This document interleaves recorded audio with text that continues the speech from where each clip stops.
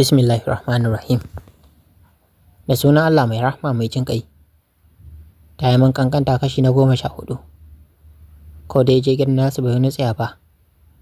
Yau momin tashi sallama wuce gida don samsam baya san Zara ta farka ba tare da ta gan shi ba. A hanya ya tsaya ya masa take away sannan ya ƙarasa gidan nashi. Har zuwa lokacin bacci da take sha sosai.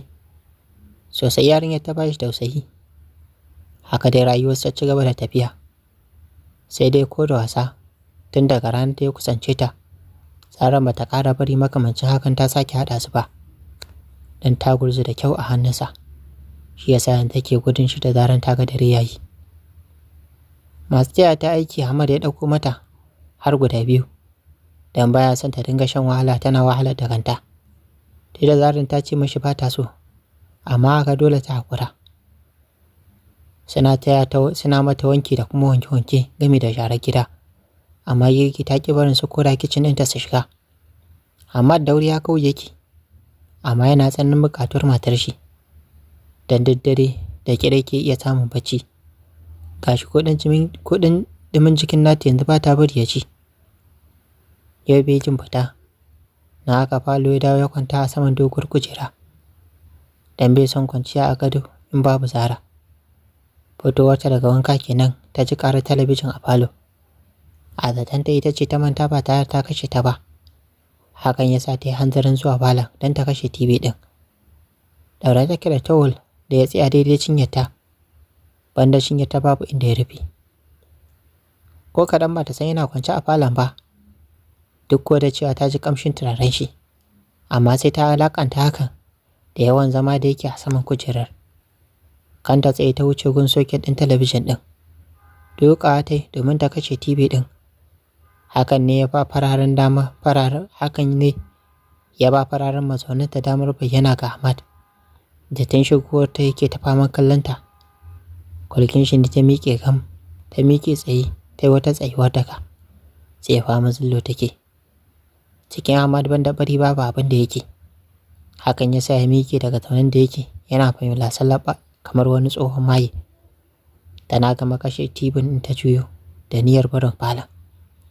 Garab idan ta sauka akan nashi. Tsabar tsoron da ta ji ya sa ta sakin ɗan kundin towelin da ke daura a cikinta ta faɗi ƙasa. Tsalle ta fara yi tana mayar fa hannu kamar wacce za a zare wa rai. Bams ɗinta kuwa tuni suka fara sama da ƙasa, waɗanda su ne suka fi ɗaukar mishi hankali. Yunƙura ya miƙe ya fara tunkara ta.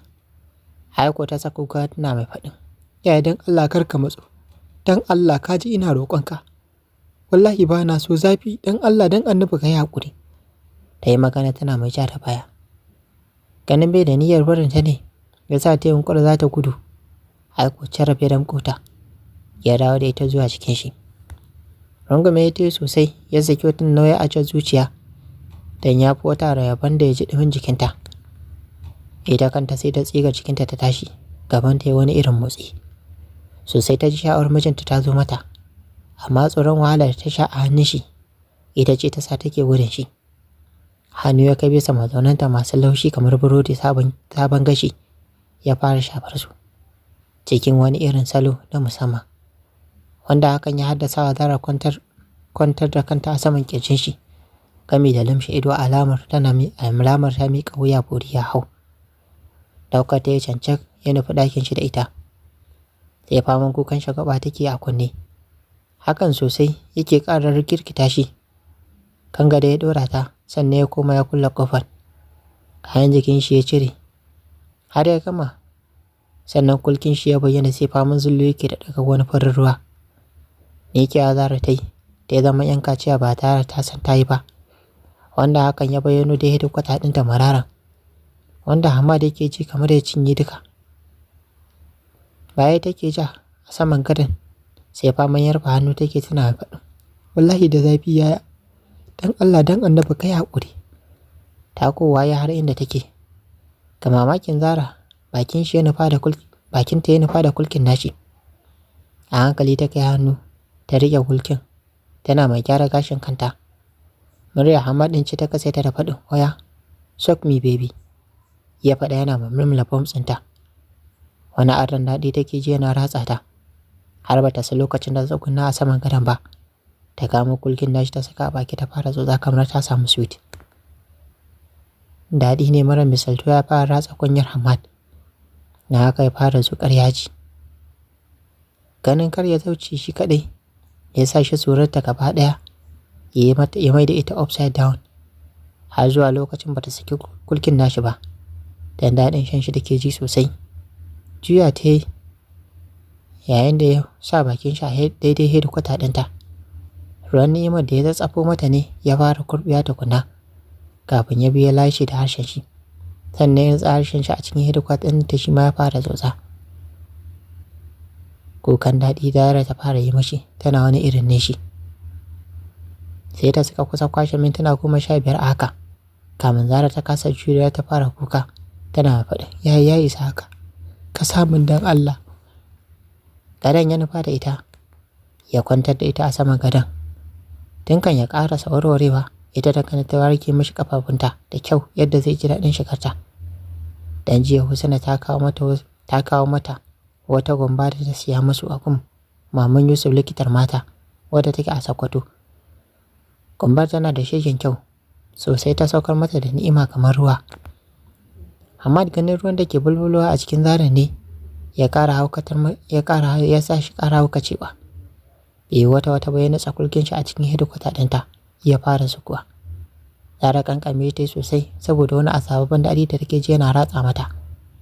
Sosai ta gamsu da kayan maman Yusuf likitar mata. Tabbas babu na banza a cikinsu. Dan ita zahiri ce ta ga tabbas. Amma banda iyo babu abin da yake saboda daɗin da yake ji. Hakika Zaran shi ta ƙara daɗi fiye da da. To dama ya faɗa maka maman Yusuf likitar mata ta wasa ce. Ai in ta gyara maka matarka sai ka ɗauka musanya aka yi maka da budurwa 'yar under 16, wato waɗanda ake kira da sweet 16. Hamad kuka Zara kuka. Na rasa wanda zan rasa a cikinsu. Ga kulki sai shiga yake yana fita. Zara na godiya tare da fatan alkhairi. Zara dai ba karamar kuzuwa ta ba a wajen Hamad. Amma ga mamaki ta ɗauke duka. Sai da ya gaji dan kanshi sannan ya haƙura, ma ba dan ya so ba, sai dan baya son ya wahalar da ita, yana kuma tsanin tausayinta. Margina ya gefe guda ya janyo ta zuwa cikin shi ya rungume ta, yana mamanna mata kiss a goshinta. Allah ya miki albarka bebita. Farin cikin da yake saka ni ke ma Allah ya saka miki. Allah ya saka miki da mafificin alkhairi. Ina matukar ƙaunarki. Ya faɗa yana mai jan barkota da lallaɓe su. Lamu ta yi a cikin shi tana mai jin daɗin kalaman nashi. Tabbas ita ma tana matukar son yayan nata. Ko kaɗan babu dogon haushi a cikin zuciyarta. Ƙara gyara kwanciya ta yi a cikin shi ta yi shiru tare da rungumin shi tsam kamar wani zai kwace mata yayan nata. Tun daga wannan rana babu ranar banza a gun Hamad. Kullum sai ya lashe zumar Zara hankalin shi kwance haka yake ɗibarta. Kamin hutun shi ya ƙare sai ga sharuwa ta ƙiba yayi ya murji ya ƙara kyau. A nata ɓangaren ma Zara sosai ta yi kyau da murji abin gwanin burgewa. Ga hips ɗinta da bumps ɗinta da suka ƙara cikowa sakamakon magunguna da take sha da kuma fruit da take samu a wajen Hamad, wanda hakan sosai yake ƙara burgita Hamad ɗin. Yau ma kamar kullum babu makaranta, na haka da aikace-aikace tashi. Hamad baya zaman gida sosai kasantuwar bikin Jamil ya karatu. Hakan yasa suke ta faman shirye-shiryen bikin shi. Komai ta gyara shi tsaf yadda take so, sannan ta samu natsuwa. Abinci ta haɗa mai rai da lafiya saboda Hamad ɗin ta san ba zai tsaya cin abinci a can ba.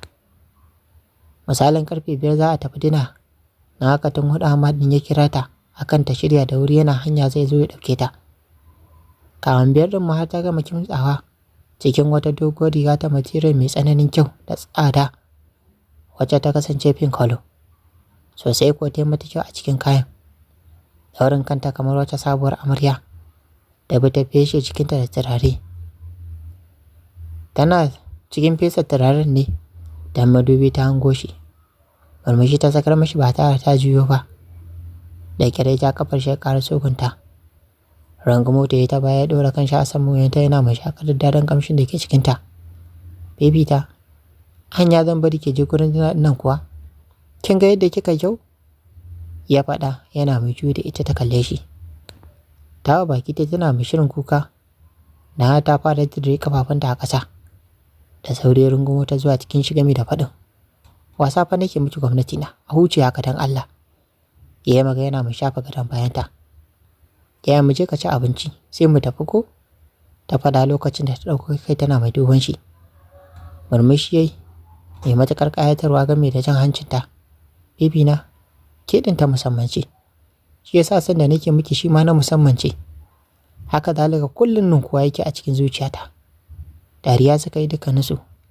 Ya ja hannunta suka wuce dining area. Da kanta ta zuba mishi abinci sannan ta zauna a saman cinye shi rike da plate din. Abincin ta shiga bashi. Yana ci sai ta tabbatar da ya ƙoshi. Sannan ta janye plate din daga saman kafar tata. Ƙoƙarin ba ta yake amma babban raki saboda cikin ta ƙoshe yake. Dole ya kyale ta ma ba don ran shi ya so ba. Ɗakin shi ta raka shi ya wanka ya sauya kaya. Ya haɗe cikin wata farar shadda matuƙar kyau. Ya ɗora hula. Sosai ya yi kyau. Feshe shi da turaruka sannan ta ja hannun shi suka fice daga cikin gidan zuwa inda motar shi take a bake. Da kanshi ya buɗe mata mota ta shiga ta zauna.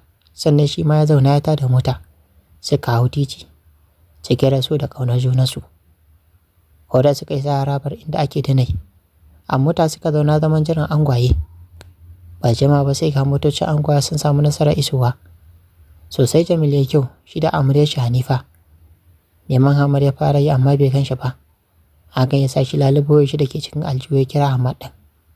A can bangaren ya fara magana. To na mamajo, kana ina ne? Ko kana can wajen wannan yarinyar matar taka? Jamil ya faɗa cike da shakiyanci yana mai kyalkyalewa dariya. Ka iya bakinka wallahi. Saranta wace yarinya? Dariya Jamil ɗin ya sannan ya ce da shi. Au, to ai mu a wurinka muka ji yarinya ce, saboda tsabar yarinyar ta ma. Har kankanta ta yi maka. Ya ƙara shi magana mai ci gaba da kyalkyalewa dariya. Da yadda Hamad ɗin ya so dakewa, kasawa yayi. Sai da shi ma ya dara. Cikin dariya yake faɗin. Da kenan. Yanzu Zara ai ta wadace ni. Babu abin da na nema a wajenta na rasa. Ya kai hannu yana mai taɓa matsin nata gami da shafa sa a hankali. Sannan ya ci gaba da faɗin. Samun irin ta ma ko a cikin ɗarka-ɗarkan matan na irin naku, wallahi sai an tuna. Daga haka shi da Jamil suka ƙara kecewa dariya a lokaci ɗaya. Sannan Jamil ɗin ya ce da shi ya ƙara so su shiga. Da hirar da suke a kunnen Zara, saboda kwance take a cikin Hamad ɗin. Yana kashe wayar ta turo ɗan ƙaramin bakin ta gaba. Cike da shagwaba ta ce, yaya, ni ce ne mai ƙanƙantar ko? Ta faɗa tana haƙarin ƙwace cikinta daga cikin shi. Da sauri ya ƙara rungumo ta kamar wani zai ƙwace shi yana ƙilƙila dariya. Sannan ya ce, da ne fa, shi ma ƙuruciya ce ta sa ni faɗar haka. Shi kan shi da ya maganar ta ba shi dariya, bare ta Zara. Dariya suka ƙwalƙwale da ita. Tsagaita suka yi sannan Zaran ta dube shi da faɗin. To na ci da ƙuruciya ne, yanzu da ka girma fa. Manne ta yi a saman kijin shi ce da ita cikin muryar raɗa. Kin wadace kulki na bebi da dukkanin fitinar shi. Komai yake nema kina bashi bebi. Kina kashe kishirwarsa domin ke ɗin maliya ce. A sha ai wanka a ɗiba a tafi gida da ita. Wallahi baki da makusa. Ya raɗa mata yana ƙoƙarin kamo bakinta. Da sauri ta kawar da bakinta da yiyar ƙasa game da faɗin ya makeup ɗina fa zai ɓaci. Da ya magana tana mai nuna mishi jan bakin da ke bakinta. Kyale ta yana yar dariya ƙasa-ƙasa. Sannan ya ce, yau sai na yi rawun 12, za ki sani ne. Dariya ta yi mai matuƙar ƙayatarwa sannan ta ce da shi, 12 kawai? Ai kaji aikin ƙuruciyar. Da ya saurin buɗe mota da sauri ta fice tana ƙilƙila dariya. Dan ta san zai iya kamo ta ya kuma ba ta wahala a cikin motar. Da sauri shi ma ya fito yana ƙilƙila dariya cike da matuƙar mamaki ya ce, baby, ni ɗin ko? Kira mishi kai ta yi alamar A. Dariya yana mai faɗin. Kulle motar. Rufe motar ta yi, sannan shi ma ya rufe inda yake. To zo mu tafi. Anti babba malamar kulki. Ƙarasowa ta tana dariya ta shige jikin shi. Cike da shagaba ta ce, yaya, I'm so sorry. Na san halinka in an yi maka laifi da kulki kake ba mutum hukunci. Da fada tana mai ƙara shiga jikin shi. Mu je gidan dai, za ki sani. Daga haka ya ja hannunta suka nufi bakin hall ɗin, inda su Jamil suke tsaye suna jiran su. Wanda bai sani ba zai ɗauka su ɗin angwaye ne, saboda tsabar haɗuwa da suka yi, da kuma dacewa da junansu da suka yi. Tunda suka jero kallo ya koma kan sosai, suka burge mutane. Suna isowa ba su wani ɓata lokaci ba suka kuma zuwa cikin hall ɗin. To jama'a, sai Jamil dai daga shi za a angwance, shi ma zai fita daga layin tatsurai. To sai a tara shiri na gaba don jin yadda ƙarshen labarin na yake ƙoƙarin ƙarewa. Amma idan wannan ne farkon zan kawo wannan channel ta mu, sai ku danna mun subscribe sannan ku tauna alamar ƙara sanarwa domin ya dinga sadar ku da zarar mu ɗora sabon shiri. Kana ku tauna alamar like domin ƙara mana ƙwarin gwiwa. Sannan ku yi share na wannan bidiyon ga abokananku da ke da Facebook. Sannan kuna damar ajiye ra'ayi ko rafi ko ba comment section kamar da muke kawo muku. A huta lafiya.